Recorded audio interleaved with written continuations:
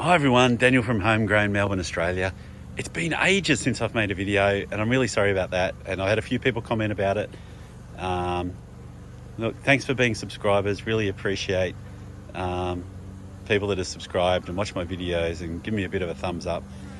Been really busy lately with a couple of other projects and haven't had time to get out in the garden, and as I do a quick walk around you're going to see that for real, but I'm in a little bit of a mess.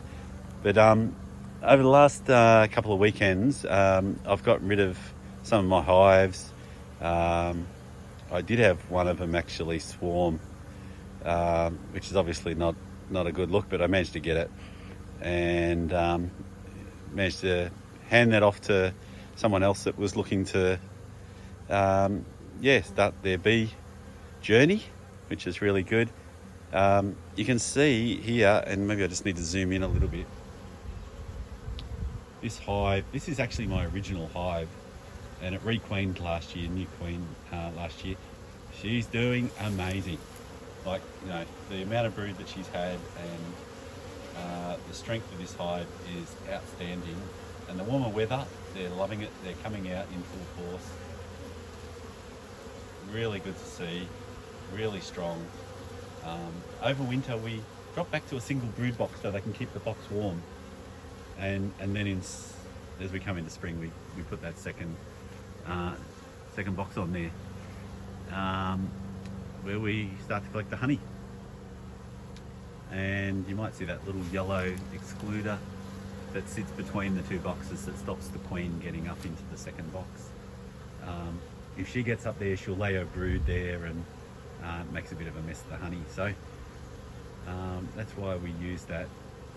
So yeah, box is doing really well, really strong, and that's great to see. And I probably should be doing a split on this hive to create a second hive. I need to get some more materials to do that, but yeah, that's really exciting. And then right next to this hive is I've got a Granny Smith apple tree, and because I've been busy, I haven't got around to pruning all the fruit trees this year. I gave them a pretty heavy prune last year, just to keep the height down, and so it's probably not too bad, but we're getting amazing blossom. Sorry, I'm getting hit by bees left, right and centre here because I'm standing right in front of their hive and they're just so active. So sorry if I shuddered a little bit there. And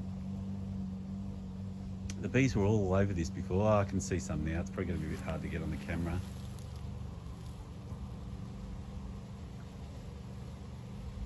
So hopefully they're doing an amazing job of pollinating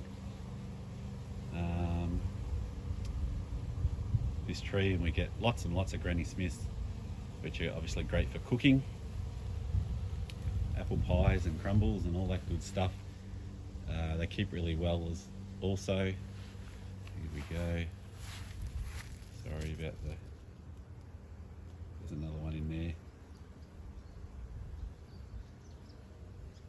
Ideally with apple trees you want to get a couple at least that flower at the same time. And one of the problems that I have, which I've got a solution to fix, but is my Red Delicious tends to flower a bit later than the Granny Smith.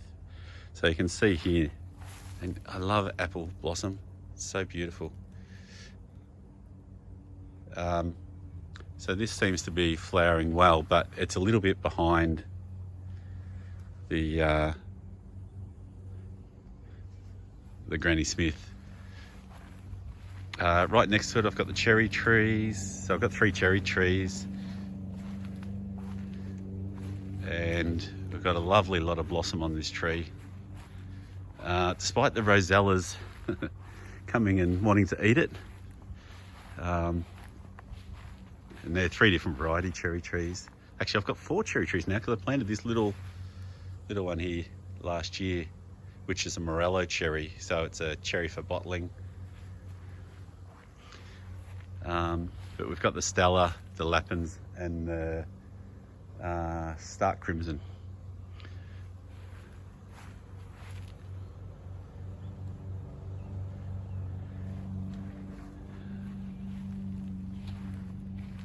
We also put in apricot trees last year, and I saw a couple of apricots a moment ago on one of them.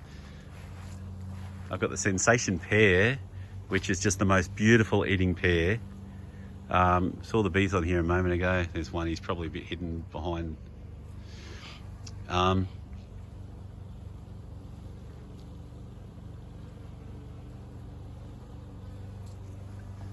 So this Sensation Pear tree, a lot smaller than the Williams and the Burr Bosque, and grown a lot slower and took a lot longer to get any productive fruit off it. But my goodness, I think if you've got 8 years to wait, you know, the pears are the most beautiful eating pears, and I'm guessing that's why they've got their name of Sensation.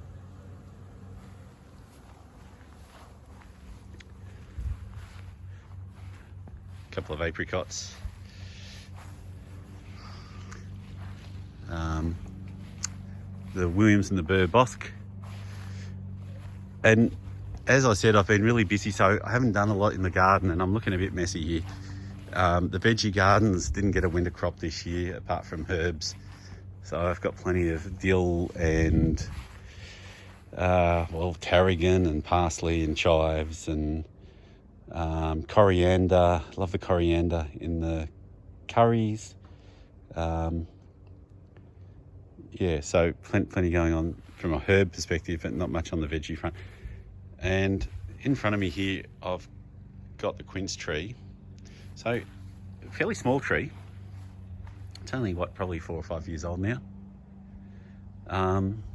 If you love doing your own preserves, it's just so prolific. I'll need to net this. The birds will eat it if I don't net it. But and also at some point when it gets a little bit warmer, I expect I'll get the cherry slug on the leaves. Not seeing any signs of that yet. But I get more quinces off this than I can get through in terms of preserves. So, you know, whether it's a quince paste, jelly or jam, I think I've still got about 8 jars, despite giving a bit away from last year, just from this small tree left over, on top of what I've already eaten. Orange trees, I think I've said this in another video, you know, this orange tree, which I suppose must be 10 years old now, I get more, look, it's getting to the point where I'm getting more oranges than I can use. Now, I could be making more cordials and bottling and all that sort of stuff. We're right at the tail end of it now. And we're starting to get the blossoms for next year. But I'd highly recommend, if you're thinking of 2 fruit trees, you've got to start with a lemon tree. You get lemons all the year round. It's really convenient to be able to walk out and grab a lemon when you need it.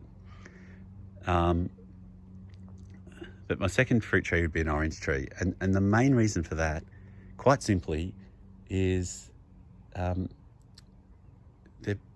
really don't get, they don't have a lot of pests that will take your fruit. So the deciduous fruit trees will get attacked by every kind of bird and eat your fruit if you're not netting them. But the orange trees, you know, you can pretty much leave them to their own. Throw a bit of fertilizer, and in fact this tree didn't even get any fertilizer this year. Normally I'd do that about 3 or 4 times a year. Again, I've just been so busy and didn't get to it, but I got an absolute prolific crop of oranges this year from this tree, and right when you need them in winter, to dose up on vitamin C. So they've been lovely eating. Yeah, other than that, we've got our lemon tree, you know, going gangbusters, plenty of lemons. Probably need to make some lemon cordial. And yeah, so I'd love to hear in the comments what's in your garden and what do you love? Like if you're growing something and you couldn't live without it, yeah, I'd love to know what it is. I'm looking for some inspiration for myself now, and I've got to roll up my sleeves and get into the garden again. The weather's beautiful. I've cleared my other projects off my schedule. Time to get going again. Thanks to everyone that's subscribed. Hope you find it interesting, and look forward to talking to you again real soon. Bye for now.